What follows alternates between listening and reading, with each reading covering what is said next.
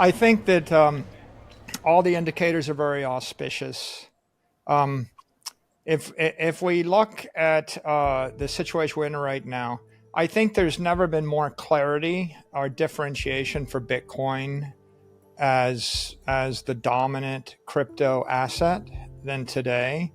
I think we've got pretty good clarity and universal consensus that Bitcoin is an asset without an issuer, that it's a global asset, that it is a non-sovereign store of value strategy for someone seeking to escape currency debasement.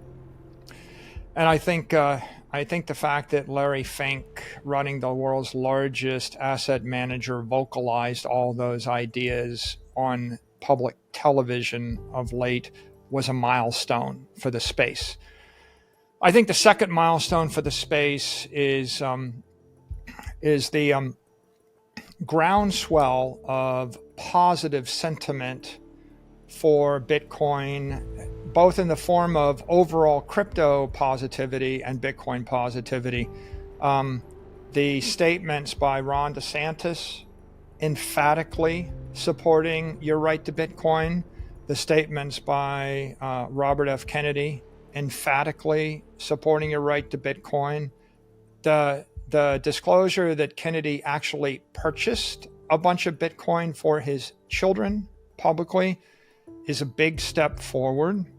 I think the fact you have two other presidential candidates, Mayor Suarez and Ramaswamy, also announcing support for Bitcoin, I think those are really big deals. So that, combined with the regulators endorsing it, the CFTC and the SEC, combined with the tone and treatment of mainstream media. If we look at the treatment of Bitcoin in the mainstream media, both across CNBC, Fox, Bloomberg, the Wall Street Journal, the Times, and the like, I think you could see a market rotation of sentiment over the past 2 years, from one of incredulity and suspicion and fear and concern to respect, either a grudging respect or this, or I guess this thing is more than we thought it was. So that sentiment has changed.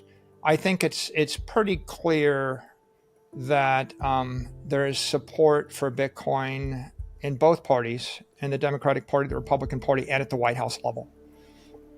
And I think there's obviously has been universal support for Bitcoin across the crypto ecosystem. And the regulatory developments of the past 6 months, if anything, they've increased uncertainty around everything else in crypto.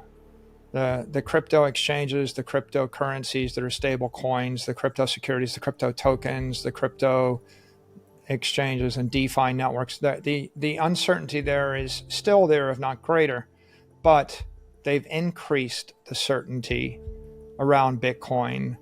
All of the companies, the large financial companies filing for a spot ETF, companies, all the Bitcoin miners continuing to operate, companies like MicroStrategy and asset managers, all of them moving forward with Bitcoin. I think that's been very auspicious.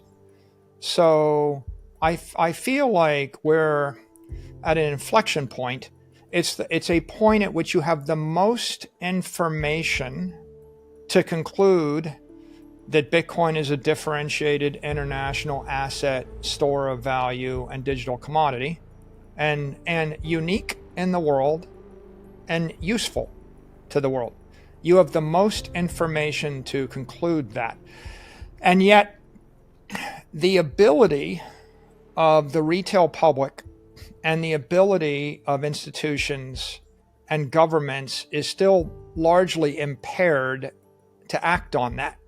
Mm-hmm. It's very difficult for a retiree with a pension fund to make an investment in Bitcoin. It's very difficult for a large corporation to invest in Bitcoin. It's difficult for a sovereign wealth fund. It's difficult for a government. It's difficult for a hedge fund.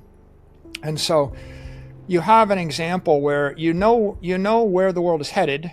You know what the world needs. Rational people will eventually get there. You also have a list of reasons why it's difficult, right? Why is it difficult? It's difficult because the accounting is indefinite and intangible instead of fair value. So you have a challenge, and you have a solution, a process to create fair value accounting with the end of the tunnel clearly in view. If it's not happening by the end of the year, it's happening within 12 months. You have a challenge. I can't buy a spot ETF. You have a solution. You have a host of spot ETF applications that are in version 3, right?